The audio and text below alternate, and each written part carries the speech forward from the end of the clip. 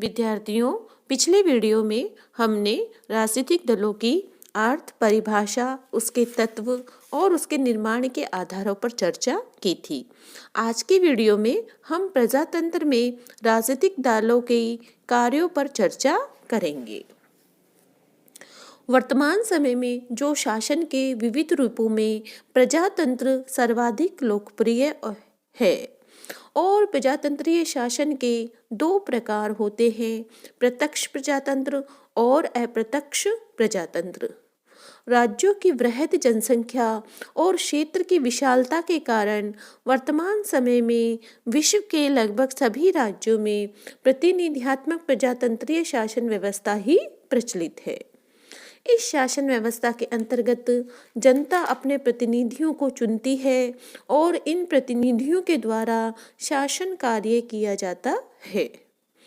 जनता द्वारा अपने अपने प्रतिनिधियों के निर्वाचन और प्रतिनिधियों द्वारा शासन व्यवस्था के संचालन की इस संपूर्ण प्रक्रिया को पूर्ण करने के लिए राजनीतिक दलों का अस्तित्व अनिवार्य है। इसके अतिरिक्त प्रजातंत्रात्मक शासन व्यवस्था लोकमत पर आधारित होती है और राजनीतिक दल लोकमत के निर्माण और उसकी अभिव्यक्ति के सर्वाधिक महत्वपूर्ण साधन होते हैं। जैसा कि मैकाइवर ने कहा है कि बिना दलीय संगठन के किसी सिद्धांत का एक होकर प्रकाशन नहीं हो सकता, किसी भी नीति का क्रमबद्ध विकास नहीं हो सकता, संसदीय चुनावों की वैधानिक व्यवस्था नहीं हो सकती और न ही ऐसे मान्य संस्थाओं की व्यवस्था ही हो सकती है जिनके द्वारा कोई भी दल शक्ति प्राप्त करता और स्थिर रखता हो। ब्राइस ने भी लिखा है कि राजनीतिक दल अनिवार्य है और कोई भी बड़ा स्वतंत्र देश उनके बिना नहीं रह सकता।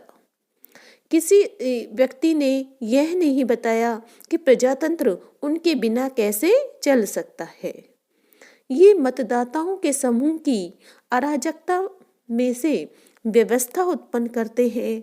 यदि कुछ बुराइयां उत्पन्न करते हैं तो वे दूसरी बुराइयों को दूर या कम भी करते हैं।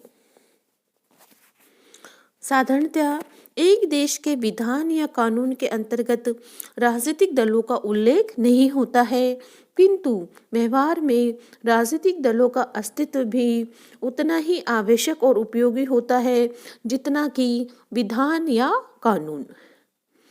अमेरिकी संविधान निर्माता अपने देश में किसी भी रूप में राजनीतिक दलों को पनपने नहीं देना चाहते थे, लेकिन संविधान को लागू किए जाने के साथ ही दलीय संगठन अमेरिकी राजनीतिक जीवन की एक प्रमुख विशेषता बन गए। प्रजातंत्रीय शासन के अंतर्गत केवल शासक दल का ही नहीं वरन विरोधी दल का भी महत्व होता है। विरोधी दल शासन करने वाले राजनीतिक दल को मर्यादित तथा नियंत्रित करने का कार्य करता है और इस प्रकार कहा जा सकता है कि आधुनिक राजनीतिक जीवन के लिए दलीय संगठनों का बड़ा महत्व है। प्रजातंत्र में राजनीतिक दलों के जो कार्य हैं उन पर हम इस प्रकार से चर्चा कर सकते हैं। सबसे पहला है लोकमत का निर्माण। वर्तमान समय में राज्य संबंधी विषय बहुत अधिक जटिल और व्यापक हो गए हैं और साधारण व्यक्ति के लिए इस प्रकार के विचार विषय का चुनाव और उसे समझ सकना संभव नहीं होता है।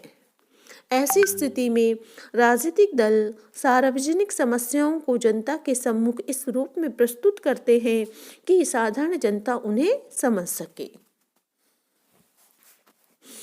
जब विविध राजनीतिक दल राजनीतिक समस्याओं के संबंध में अपने दृष्टिकोण का प्रतिपादन करते हैं तो साधारण जनता इन समस्याओं को भली प्रकार समझकर निर्णय कर सकती है और लोकमत का निर्माण होता है। ब्राइस ने जैसे कहा है, जिस प्रकार ज्वार भाटा महासागर के जल को ताजा और तरंगित रखता है, उसी प्रकार राजनीतिक दल राष्ट्र के दिमाग को ताजा और तरंगित रखते हैं। सेकंड है इसमें, इसकी जो भूमिका है वो है चुनावों का संचालन।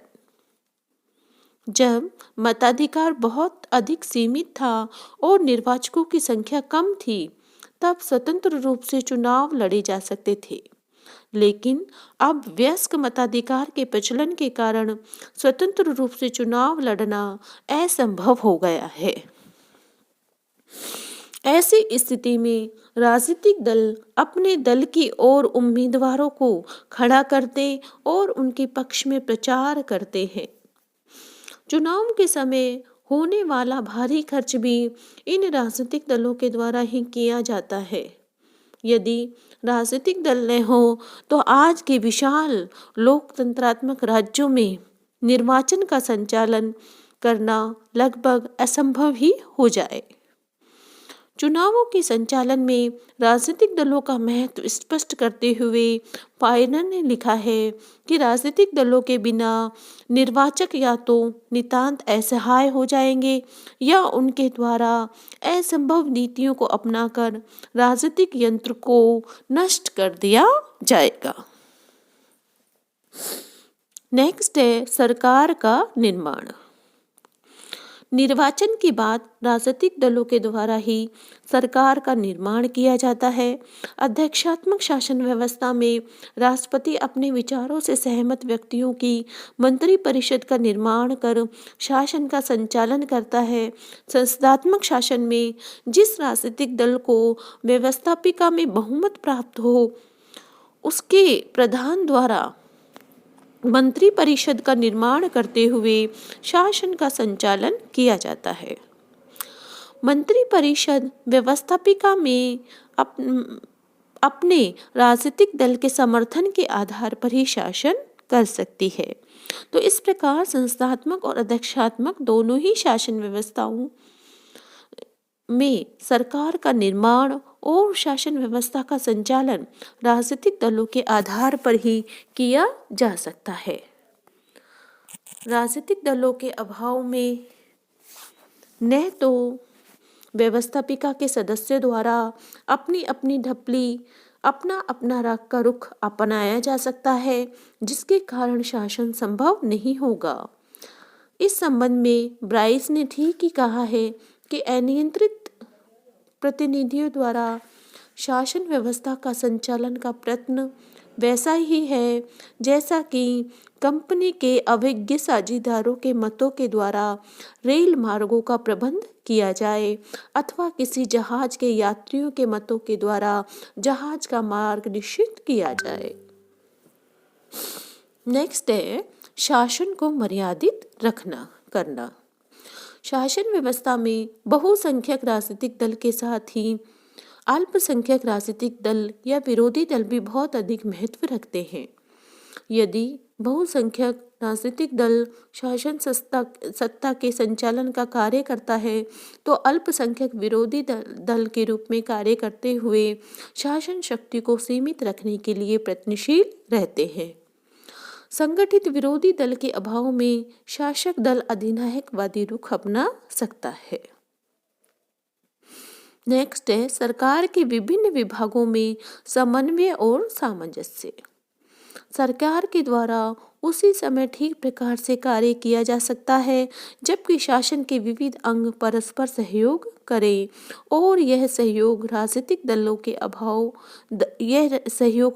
दलों के द्वारा ही संभव होता है। संसदीय शासन में तो सामान्यतः कानून निर्माण और प्रशासन की शक्ति एक ही राजनीतिक दल के हाथ में होती है और दलीय अनुशासन के कारण कार्यपालिका व्यवस्थापिका से अपनी इच्छा के अनुसार कानूनों का निर्माण करवा सकती है। अध्यक्षात्मक शासन व्यवस्था वाले संयुक्त राज्य अमेरिका जैसे देशों में जहां पर व्यवस्थापिका और कार्यपालिका शासन के दो बिल्कुल पृथक अंग होते हैं, राजनीतिक दलों की सहायता के बिना शासन भली प्रकार से संचालन करना संभव नहीं हो सकता। अमेरिका में दलीय व्यवस्था ने ही व्यवस्थापिका और कार्यपालिका के बीच सहयोग स्थापित कर संविधान की कमी को दूर कर दिया है। नेक्स्ट है राजनीतिक चेतना का प्रसार। राजनीतिक दल नागरिक चेतना और राजनीतिक शिक्षा के अत्यंत महत्वपूर्ण साधन के रूप में कार्य करते हैं। सार्वजनिक समस्याओं के संबंध में किए गए निरंतर प्रचार और वाद विवाद के आधार पर वे सामान्य जनता में सार्वजनिक क्षेत्र के प्रति रुचि जागृत करते हैं। उनका उद्देश्य अपनी लोकप्रियता बढ़ाकर शासन शक्ति पर अधिकार करना होता है। इसलिए वे प्रेस, प्लेटफॉर्म और अन्य साधनों के आधार पर अपनी विचारधारा का अधिक से अधिक प्रचार करते हैं और उदासीन मतदाता को भी सार्वजनिक जीवन का कुछ तो ज्ञान प्रदान कर ही देते हैं। जैसा कि लावेल ने कहा है कि राजनीतिक दल राजनीतिक विचारों के दलाल, ब्रोकर ऑफ आइडियाज के रूप में कार्य करते हैं। और सबसे अंतिम है जनता और शासन के बीच संबंध। प्रजातंत्र का आधारभूत सिद्धांत जनता और शासन के बीच संपर्क बनाए रखना है और इस प्रकार संपर्क स्थापित करने का सबसे बड़ा साधन राजनीतिक दल ही है। प्रजातंत्र में जिस दल के हाथ में शासन शक्ति होती है उसके सदस्य जनता के मध्य सरकारी नीति का प्रचार करते हैं तथा जनमत को अपने पक्ष में रखने का प्रयत्न करते हैं। विरोधी शासन के दोषों की ओर जनता का ध्यान आकर्षित करते हैं। इसके अतिरिक्त ये दल सभी जनता की कठिनाइयों एवं शिकायतों को शासन के विविध अधिकारियों तक पहुंचाकर उन्हें दूर करने का प्रयत्न भी करते हैं। तो इस प्रकार राजनीतिक दलों के द्वारा शासन व्यवस्था से संबंधित सभी प्रकार के कार्य किए जाते हैं। इस संबंध में प्रोफेसर मैरियम ने अपनी पुस्तक अमेरिकन पार्टी सिस्टम में लिखते हैं कि राजनीतिक दलों का कार्य अधिकारी वर्ग का चुनाव करना, लोक नीति का निर्धारण करना, सरकार को चलाना और उसकी आलोचना करना, राजनीतिक शिक्षण और व्यक्ति एवं सरकार के बीच मध्यस्थता का कार्य करना है।